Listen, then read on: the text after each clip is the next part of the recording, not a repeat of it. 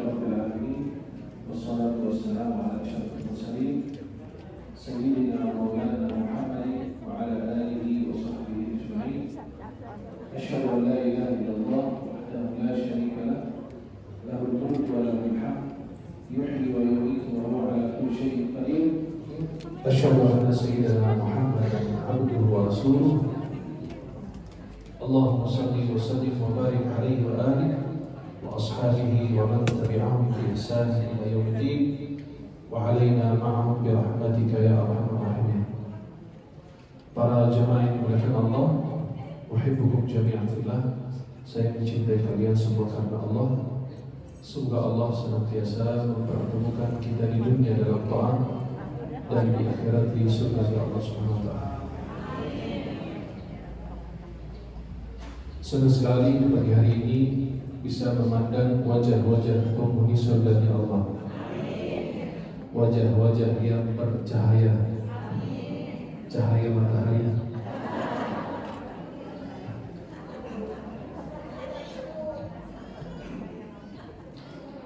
Yang saya hormati dan saya muliakan pengurus Masjid Al-Muhajirin beserta jajaran, ibu-ibu Majelis Ta'lim Al-Muhajirin. Tadi baru ketuanya menyampaikan kata sambutan. Mudah-mudahan kita semua yang hadir di pagi hari ini mendapatkan cucuran rahmat Allah Subhanahu wa taala. Yang saya hormati dan saya muliakan para ustaz, ustazah, para tokoh masyarakat, tokoh agama, bapak ibu semuanya yang saya hormati. Yang mohon maaf saya tidak sebut namanya satu persatu, namun tidak mengurangi rasa mahabbah, hormat, ta'zim saya kepada semuanya. Semoga kita tergolong hamba yang diridai dan diberkahi Allah Subhanahu wa taala. Allah Subhanahu wa taala berfirman di dalam surat At-Taubah, "Inna 'iddatash shuhuri 'inda Allahi 12 syahran fi kitabillah yawma khalaqas samawati wal ard minha arba'atun hurum." Allah berfirman dalam surat At-Taubah, sesungguhnya bilangan bulan, hitungan bulan di sisi Allah ada 12 bulan. 12 bulan ini adalah ketetapan Allah sejak Allah ciptakan langit dan bumi. Di antara 12 bulan ini ada 4 bulan haram. Di dalam surat At-Taubah, ya, kalau nggak salah ayat 38, ibu-ibu yang mau mencatatnya, di dalam surat At-Taubah tersebut Allah Subhanahu wa taala ayat 36 Allah Subhanahu wa taala menjelaskan sesungguhnya hitungan bulan di sisi Allah ada 12 bulan. Itu ketetapan Allah sejak Allah ciptakan langit dan bumi. Di antara 12 bulan ada 4 bulan yang kita kenal 4 bulan haram. Dalam surat At-Taubah maupun surat-surat yang lain tidak dijelaskan bulan mana yang Allah maksud. Akan tetapi dijelaskan dalam hadis Nabi. Dalam hadis riwayat Bukhari dan Muslim dari Abi Bakrah, Nabi SAW bersabda, "As-sanatu 12 syahra." Setahun 12 bulan. Minha arba'atun hurum. Ada di antara 12 bulan ada 4 bulan haram. Nabi SAW mengatakan, "Talat mutawaliyat." Ada 3 bulan yang datang berturut-turut. Belum? Masih hidup? Alhamdulillah. Nabi mengatakan setahun 12 bulan. Dan ada 4 bulan haram di antara 12 bulan itu. Nabi mengatakan ada 3 bulan yang datang berturut-turut. Bulan Dzulqa'dah, Dzulhijjah, Muharram. Jelas? Berarti ada 3 bulan haram datang berturut-turut. Dzulqa'dah, Dzulhijjah, Muharram. Kemudian Nabi mengatakan wa Rajab Mudhar. Rajab Mudhar itu nama suku. Kenapa bulan Rajab dinisbahkan ke suku Mudhar? Karena suku Mudhar adalah suku yang paling memuliakan bulan Rajab di masa jahiliyah. Nabi mengatakan baina Jumada wa Sya'ban, letaknya bulan Rajab antara Jumada dan Sya'ban. Berarti ada 3 bulan haram datang berturut-turut, ada 1 bulan sendiri, bulan Rajab. Kita masih berada di bulan Dzulhijjah. Kalau nggak salah hari ini tanggal 23. Berarti sebentar lagi kita akan memasuki bulan Muharram. Maka karena sudah mau habis bulan Dzulhijjah, yang kita tahu betapa besar keutamaan bulan Dzulhijjah, terutama 10 hari pertama. Kenapa 10 hari pertama? Karena Allah bersumpah dengan kemuliaan 10 hari pertama. Surat yang kita hafal, wal fajri wa layalin ashr. Jadi 10 yang dimaksud di sini kata Imam Ibnu Abbas dalam tafsir beliau ketika menafsirkan surat Al-Fajr ayat kedua, beliau mengatakan yang dimaksud 10 ini adalah 10 hari pertama bulan Dzulhijjah. Ada hadis riwayat Imam Bukhari dari Ibnu Abbas. Nabi mengatakan tidak ada hari-hari amal soleh lebih dicintai, dimuliakan oleh Allah melebihi dari 10 hari pertama Dzulhijjah. Sampai sahabat saking terkejutnya, mereka bertanya, walal jihadu fi sabilillah, termasuk jihad ya Rasulullah masih kalah dengan orang yang beramal soleh di 10 hari pertama Dzulhijjah? Kata Nabi, walal jihadu fi sabilillah, jihad di jalan Allah masih kalah juga dengan mereka yang beramal soleh di 10 hari pertama bulan Dzulhijjah. Tapi Nabi mengatakan kecuali orang yang berjihad dengan nyawa, harta dan tidak kembali dari itu semua, itu yang mengalahkan orang beramal soleh di 10 hari pertama Dzulhijjah. Yang kedua, itu hari-hari yang ditentukan oleh Allah. Allah berfirman, wa yadhkuru ismallahi fi ayyamin ma'lumat, agar mereka menyebut nama Allah pada hari-hari yang telah ditentukan.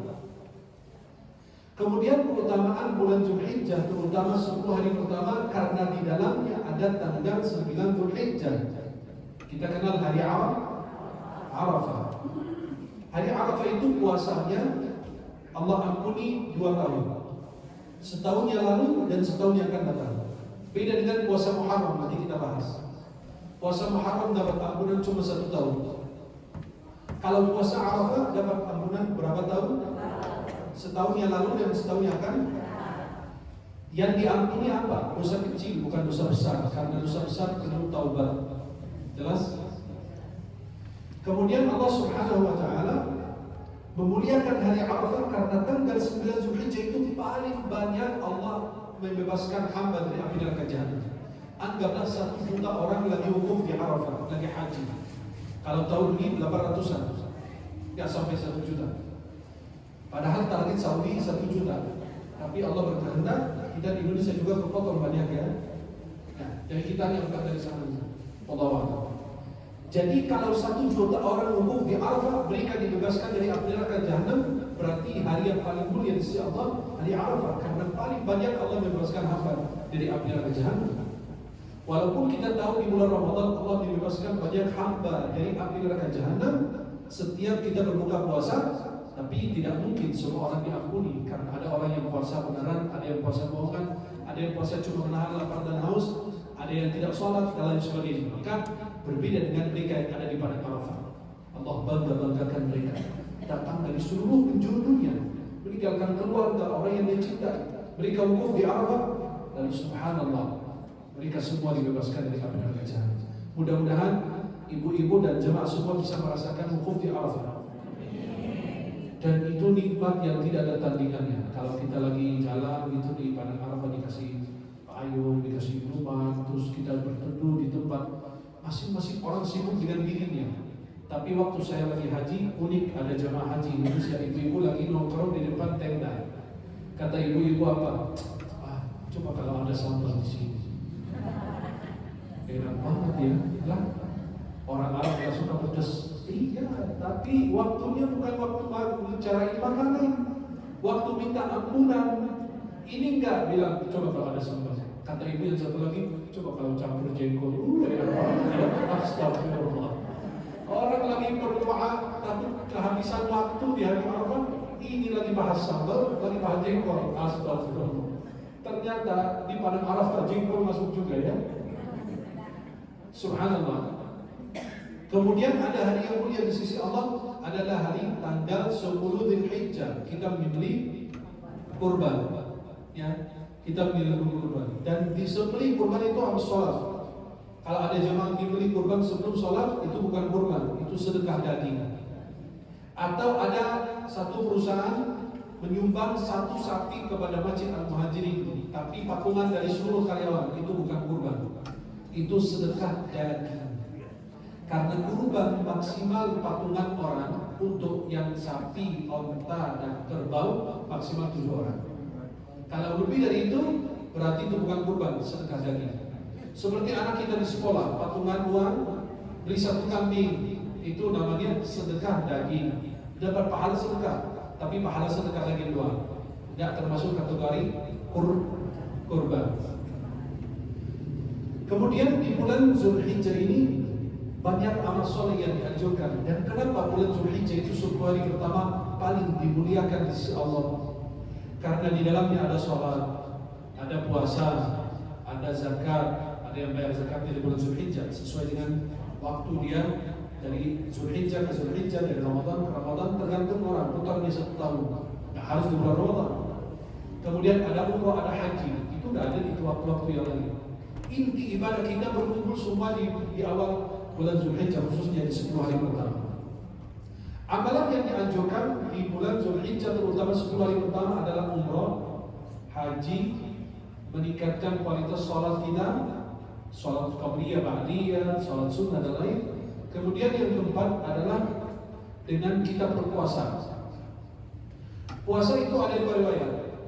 Ada hadis riwayat Abu Daud dan Nasa'i dari sebagian istri Nabi bahwa beliau mengatakan Nabi puasa dari tanggal 1 sampai tanggal 9. Itu ada hadisnya. Kalau ibu-ibu puasa dari tanggal 1 sampai tanggal 9 Dzulhijjah, itu sunnah dari Nabi karena hadis dari Abu Daud dan Nasa'i dalam sunnah mereka dari sebagian istri Nabi. Kemudian kalau puasa pada tanggal 9 saja boleh dapat ampunan 2 tahun. Tapi apa sih beratnya kalau puasa cuma 9 hari? Kalau bagi mereka yang mampu. Kemudian dianjurkan kita untuk menyembelih kurban di 10 hari pertama, mulai dari habis sholat Id sampai hari ketiga tasyrik. Maka bagi jamaah yang punya kelebihan rezeki disunnahkan untuk berkurban. Terasa sekarang kurban itu kayak wajib.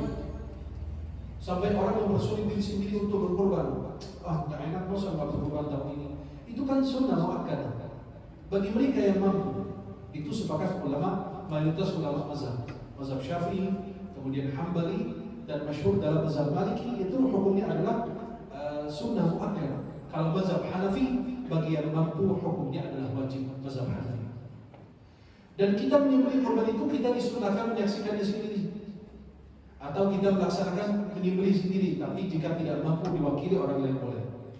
Menyaksikan itu disunahkan. Boleh dihadiahkan pahalanya kepada ribuan orang. Saya sembelih kambing, kan saya beli sendiri, bukan patungan. Saya bilang, ya Allah, ini dari aku dan dari keluargaku. Akan termasuk yang hidup maupun yang wafat. Kadang-kadang pelit banget, coba sebut namanya sendiri. Itu kambing ini atas nama Pak Haji Fulan. Kenapa keluarga aku tidak dibagikan pahala? Kan boleh. Bagi pahala boleh, ribuan orang boleh. Maka ketika disembelih, ya Allah, ini dari keluarga, dari Pak Haji Fulan, atas nama beliau dan keluarga, atas nama boleh. Bukan patungan beli kambing. Ketika menyembelih sapi juga demikian begitu. Kemudian disunahkan untuk tidak memotong kuku dan rambut. Dalam mazhab Syafi'i hukumnya sunnah untuk menahan tidak memotong kuku dan rambut. Mazhab Hanbali haram memotong kuku dan rambut. Mazhab Hanafi dan Maliki tidak mengapa. Tapi kalau ada yang lupa, tidak mengapa juga. Kalau ada yang sengaja potong kuku dan rambut, udah tahu ada larangan, kata ulama tidak ada denda bagi dia, cukup beristighfar. Kenapa? Karena melanggar sunnah Nabi. Tidak ada denda, tidak ada kafarah bagi dia, tapi dia cukup untuk beristighfar, mohon ampun kepada Allah SWT. Kemudian kita boleh menyimpan daging kurban, boleh disimpan, tapi jangan berlebih-lebihan bagi-bagi sama orang yang membutuhkan. Dulu Nabi melarang kita simpan daging kurban. Kenapa? Karena ada peristiwa di kota Madinah kedatangan orang-orang fakir miskin. Maka Nabi bilang nggak boleh simpan daging lebih dari 3 hari. Maka mau nggak mau mereka harus keluar itu daging. Jadi orang miskin yang datang ke kota Madinah kebagian. Jadi ketika kita berkurban itu benar-benar kita membagikan kepada orang fakir miskin yang membutuhkan. Maka disunnahkan kita untuk membagikan 3. Sepertiga pertama buat kita yang berkurban, sepertiga buat hadiah untuk tetangga, termasuk muslim juga boleh.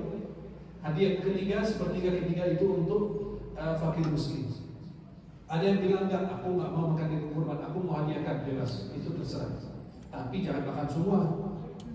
Tiba-tiba kurban buat dirinya sendiri, buat apaan kurban? Kurban perasaan itu. Kemudian para jemaah yang dimuliakan Allah Subhanahu Wa Taala, di 10 hari pertama bulan Zulhijjah kita ini dianjurkan untuk berbanyak ibadah, berbanyak amal saleh. Bukan hanya di 10 hari. Kenapa ditekankan 10 hari pertama? Karena 10 hari yang paling mulia di sisi Allah. Akan tetapi di bulan-bulan haram ini Allah melimpahkan gandakan pahala kita.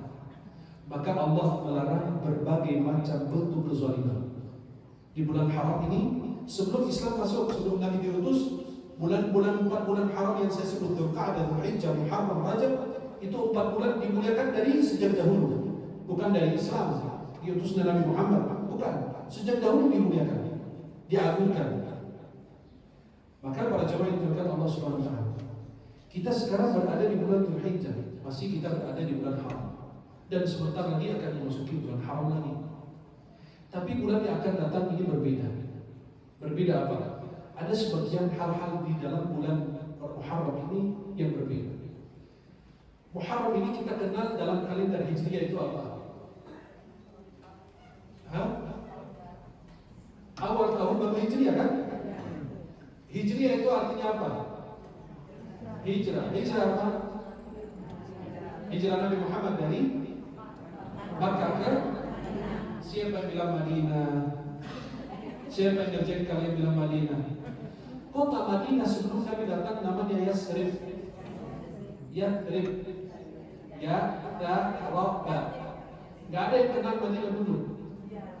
Nabi ketika hijrah baru dirubah namanya kota Al-Madinah Al-Munawwarah. Madinah itu kota, Al-Munawwarah bercahaya. Jadi ketika Nabi datang di situ disebut kota yang bercahaya dan disebut Thaibah.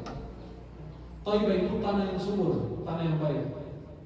Maka Nabi kalau ditanya Nabi hijrah dari mana? Dari Makkah ke Yathrib. Itu pelafalan yang tepat. Tapi kalau orang bilang Madinah nggak apa-apa.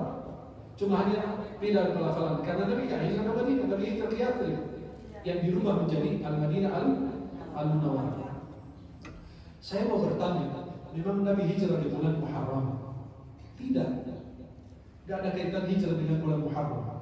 Nabi hijrah itu di bulan Rabiul Awal. Nah, maka kita mau biar kita paham sejarah kita seperti apa. Halo? Kesini? Jadi biar kita paham sejarah kita ya. Biar kita paham sejarah kita. Kalau ibu-ibu ditanya, Nabi kalian hijrah di bulan Rabiul Awal, kok kenapa bulan Muharram jadi awal kalender Hijriah? Biar kita paham.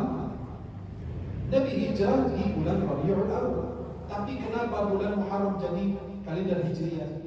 Dulu Sayyidina Abu Musa Al-Asy'ari kirim surat kepada Sayyidina Umar bin Khattab. Kemudian dia mengatakan, wahai Umar bin Khattab, wahai Amirul Mukminin, kadang-kadang ada surat dari kamu datang kepada kami. Engkau tulis surat kirim kepada kami. Tapi kami tidak tahu ini surat ini di bulan apa. Katanya bulan Sya'ban. Tapi tahun berapa kami tidak tahu. Maka mereka bingung gitu. Seperti ini. Saya kirim surat ke salah satu atau pengurus Majelis Taklim Al-Muhajirin. Saya bilang kepada yang terhormat pengurus Majelis Taklim Al-Muhajirin, tanggal 22 Juli. Tahun saya tidak tulis, bingung tak? Ini suratnya dikirim kapan sih? Tahun ini atau tahun kemarin? Bingung juga jadi ini. Maka sahabat menganjurkan Sayyidina Umar untuk memberi kalender hijriah untuk umat Islam. Umat Islam ini kalau kirim surat harus jelas dong tahun berapa itu dikirim, tanggal berapa dikirim, biar kami tidak bingung juga dalam menyikapi surat tersebut. Kami kira itu lama atau surat baru dan kan nggak tahu. Kata Sayyidina Umar bin Khattab, ya udah kita bikin apa? Kata mereka, kita bikin tahun hijriah aja, tentang hijrah karena berbeda antara hak dan batil. Ya udah, bulan apa? Kata Sayyidina Umar. Mulai kalendernya kapan? Kata mereka bulan Ramadan. Kata Sayyidina Umar, enggak. Ya udah, bulan Muharram. Boleh, bulan Muharram. Kenapa bulan Muharram? Karena bulan Muharram adalah bulan sehabis jamaah bubar haji. Kan jamaah bubar haji bulan Zulhijjah. Jadi mulai tahun baru hijriah bulan Muharram langsung. Jadi bulan Muharram adalah sesudah jamaah bubar haji. Jelas? Itulah sejarah daripada Muharram atau sejarah daripada kalender hijriah umat Islam. Di bulan Muharram, bukan di bulan lain. Kenapa bukan di bulan Ramadan? Yang ketentuannya yang disepakati Umar bin Khattab bersama sahabat pada bulan Muharram. Kenapa? Baru selesai jamaah haji kuba. Kemudian para jamaah yang dilakukan Allah SWT. Bulan Muharram ini punya peristiwa dan kejadian yang berbeda dengan bulan-bulan lain. Kita tahu bahwa di dalamnya Allah Subhanahu wa taala ketika Nabi SAW hijrah dari Makkah ke Yathrib, beliau mendapati orang Yahudi bergembira pada hari ke-10 Muharram. Namanya Ashura. Tahu Ashura? Ashura itu artinya angka 10 atau hari ke-10. Tasu'a hari ke-9. Jelas? Maka Ashura ini adalah hari ke-10 Muharram. Nabi ketika masuk kota Madinah atau Yathrib yang kita kenal Madinah, Nabi mendapati orang Yahudi bergembira pada hari ke-10 atau hari Ashura itu. Nabi bertanya, kenapa kalian bergembira pada hari ini? Dikatakan bahwa, wahai Muhammad, Allah selamatkan Musa dan kaumnya daripada Fir'aun dan tentaranya. Maka kami bergembira pada hari ini. Kan orang Yahudi pengikut Nabi Musa, orang Nasrani pengikut Nabi Isa, orang Islam pengikut Nabi Muhammad SAW. Jadi Nabi SAW bilang, oh begitu ceritanya. Ya udah, aku lebih berhak kepada Musa dari kalian dan aku akan puasa. Dan Nabi mengatakan, kalau aku hidup sampai tahun depan, aku puasa pada tanggal 9 dan tanggal 10. Tapi beliau keburu wafat sallallahu alaihi wasallam. Kemudian para jamaah yang dilakukan Allah SWT.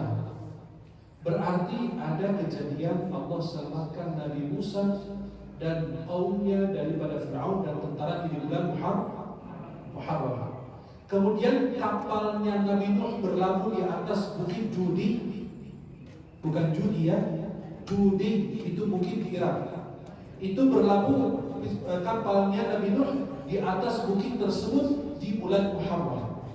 Berarti ibu-ibu yang mencatat peristiwa di bulan Muharram pertama, Allah selamatkan Nabi Musa dan kaumnya pada tanggal 10 Muharram. Jelas? Yang kedua, kapalnya Nabi Nuh alaihissalam berlabuh di atas bukit Judi di bulan Muharram.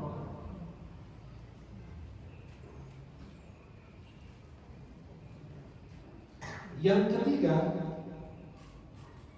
Nabi SAW menikah dengan istri yang bernama Safiyah binti Huyay.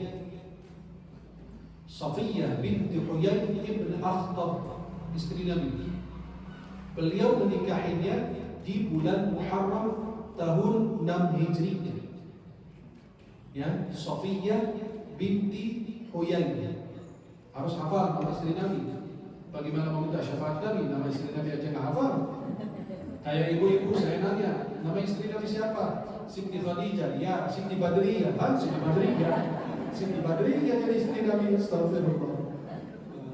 Ya, karena campur dangdut dikit jadi lupa istri Nabi. Jadi Nabi menikah dengan Siti Safiyah binti Huyay ibn Akhtab. Boleh binti Huyay, jelas. Beliau menikahinya di bulan Huyay.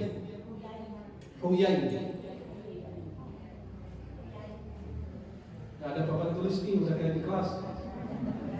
Sofia binti Huyai, ya, silakan tulis pelafalannya bebas, yang Anda bisa baca dengan mudah. Sofia binti Huyai di tahun 6 Hijriyah. Kemudian di bulan Muharram tahun 14 Hijriyah wafatnya Abu Quhafa. Itu siapa Abu Quhafa? Ayah Sayyidina Abu Bakar As-Siddiq. Beliau wafat di tahun 14 Hijriyah.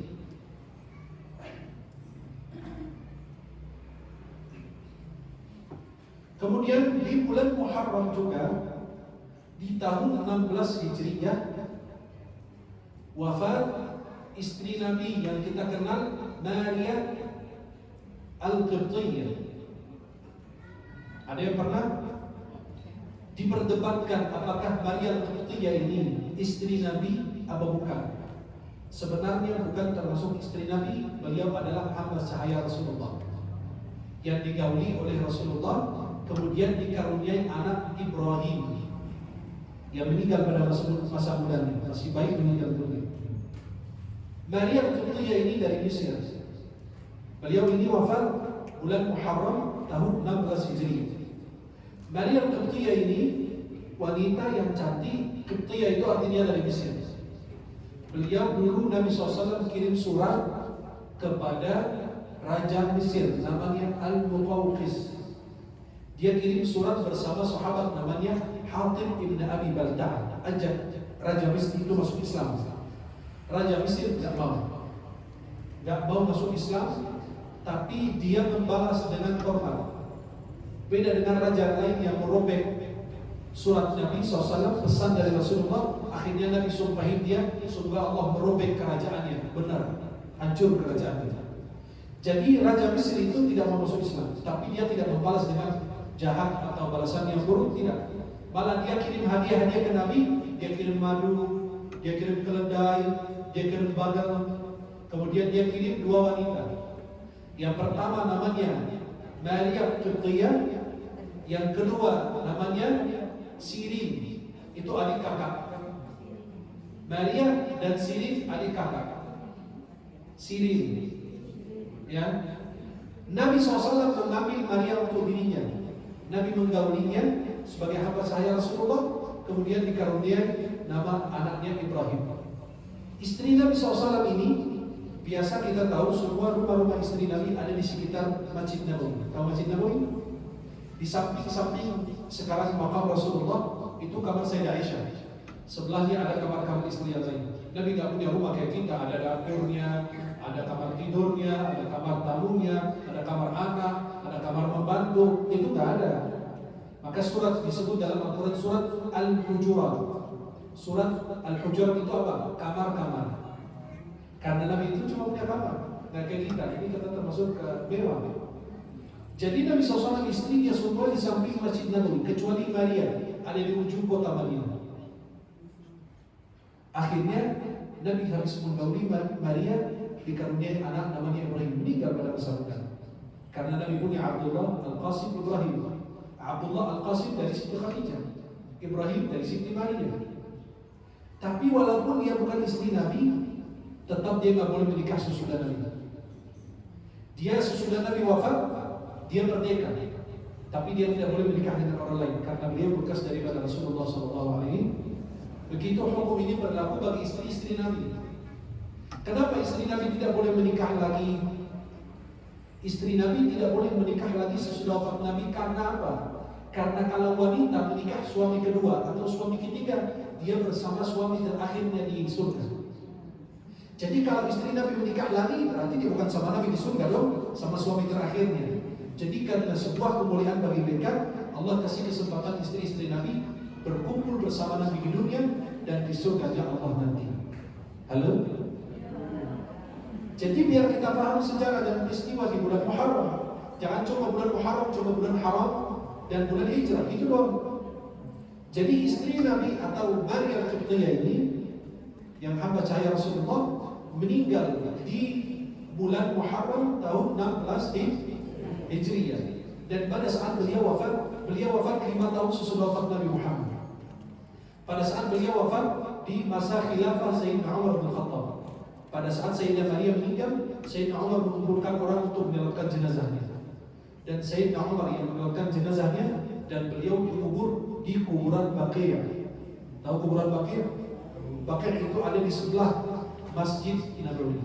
Jamaah yang biasa ke sana ziarah ke kuburan Baqi', kecuali ibu-ibu nggak boleh. Kenapa? Karena orang Saudi berpendapat bahwa ziarah kubur untuk kaum wanita haram. Bukan hanya kuburan Baqi', semua kuburan, kecuali satu mereka nggak bisa melarang, kuburan Nabi Muhammad.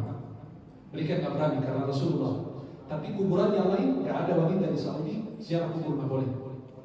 Tapi kalau di Mesir, di Indonesia boleh wanita ziarah kubur selama tidak ada pelanggaran atau meninggalkan kewajiban. Ada ibu-ibu setiap hari ke kuburan, kewajiban suami hilang, terlantar, rumahnya nggak diperbaiki, nggak dibenarin, nggak dibersihin. Ya, jadi apa? Dia biarin tuh keluarga, itu nggak boleh, jadi dosa. Jadi seorang istri atau perempuan jika ziarah kubur boleh, selama tidak ada pelanggaran, meninggalkan kewajiban suami, kewajiban Allah, kewajiban keluarga, atau berpenampilan yang tidak pantas di dalam kubur. Biasa artis-artis begitu, kalau ke kuburan pakai jilbab yang habis mandi itu kecil itu kan, tapi bajunya seksi-seksi semua. Wah, ahli kubur tergoda bahaya, ya. Khawatir tergoda mereka kesian. Jadi itu bukan tempat kita mengambil pelajaran. Jadi kita tempat wisata. Kameramen ikut kesana kemari, dia lagi menjam kuburan segala macam, kan jadi banyak pelanggaran. Maka itu baru tidak diperbolehkan. Kemudian Nabi SAW sesudah wafat 5 tahun kemudian wafat Maria Al-Qibtiyah radhiyallahu anha. Sekitar 5 tahun sesudah wafat Nabi. Peristiwa yang melukai hati umat Islam di bulan Muharram, khususnya pada tanggal 10 Muharram, yang kita dengar peristiwanya adalah terbunuhnya cucunya Nabi Muhammad, namanya Imam Al-Husain bin Ali bin Abi Thalib, anak daripada Sayyidah Fatimah Zahra. Beliau terbunuh bukan dengan cara yang baik, dengan cara yang kejam. Pada hari Jumat tanggal 10 Muharram tahun 61 Hijriah, terbunuhnya cucunya Nabi Muhammad SAW, namanya Imam Al-Husain bin Ali bin Abi Thalib. Beliau itu dibunuh, bukan hanya dibunuh saja, tapi malah dipisahkan kepala beliau dari jasadnya. Sayyidina Al-Husain jasadnya di Irak, kepala beliau dibawa dan dikubur di Mesir. Dan di Mesir itu ada masjid namanya Masjid Imam Al-Husain. Di situ ada kubur dan ada kepala Imam Al-Husain di situ. Dan tahun 90-an ada seorang ulama yang diutus dan bersama beberapa anggota dari pejabat atau ulama di Al-Azhar. Mereka itu disuruh untuk turun ke dalam kubur Imam Al-Husain, dicek apakah betul ada kepala beliau enggak. Karena banyak yang meragukan tidak ada kepala Imam Al-Husain di situ. Beliau mengatakan betul, kami melihat beliau, kepala beliau di dalam kain hijau dan sangat harum sekali. Dan itu masih netes darah. Dan itu ditaruh di dalam makam. Dan jamaah yang biasa umrah plus Kairo biasa ziarah ke makam Imam Al-Husain. Baru kemarin direnovasi. Itu cucunya Nabi Muhammad SAW terbunuh pada tahun 61 Hijriah. Kemudian ada apa lagi di bulan Muharram? Ada yang kita kenal dengan Hari Ashura. Maka kaum Syiah, penganut agama Syiah, itu mereka itu pada tanggal 10 Muharram Ashura, mereka melakukan tradisi melukai diri mereka sendiri. Kalau kita lihat di TV atau ya, mereka memukul diri sendiri sampai berdarah, ada yang pingsan, ada yang terluka, ada yang meninggal dunia. Dan semua harus terluka. Orang Syiah biasanya begitu. Sampai bayi kecil itu harus terkena dari darah itu, dilukai. Dan saya pernah punya datanya, dan di YouTube saya upload kajian tentang kaum Syiah, dan saya perlihatkan video-video dan foto bagaimana mereka melakukan tradisi pada tanggal 10 Muharram, dan itu keyakinan mereka. Dan umat Islam Ahlus Sunnah wal Jamaah dilarang melakukan tradisi tersebut. Kenapa? Karena kita tidak ikut membunuh Imam Al-Husain, kita tidak terlibat. Mereka itu sebagai bentuk apa? Sebagai bentuk kesedihan yang mereka nampakkan pada tanggal 10 Muharram, hari Ashura. Kemudian berikutnya ada puasa yang kita kenal, puasa Ashura. Puasa apa? Dapat ampunan berapa tahun? 1 tahun. Nah, itu tidur tuh, astagfirullah. Jadi Arafah berapa tahun? Muharram berapa tahun? Berarti Arafah setahun yang lalu dan setahun yang akan datang. Kalau Muharram tahun yang lalu, setahun yang lalu, itu saja ampunannya. Dan yang diampuni dosa kecil. Bagaimana puasa Asyura? Imam Ibnu Qayyim menjelaskan ada 3 urutan. Ibu-ibu yang mau catat, 3 urutan dalam puasa Asyura. Yang terbaik puasa tanggal 9, 10 dan 11. Itu puasa yang paling sempurna. Tanggal berapa? 10, 11. Urutan kedua, puasa pada tanggal 9 dan tanggal 10 saja.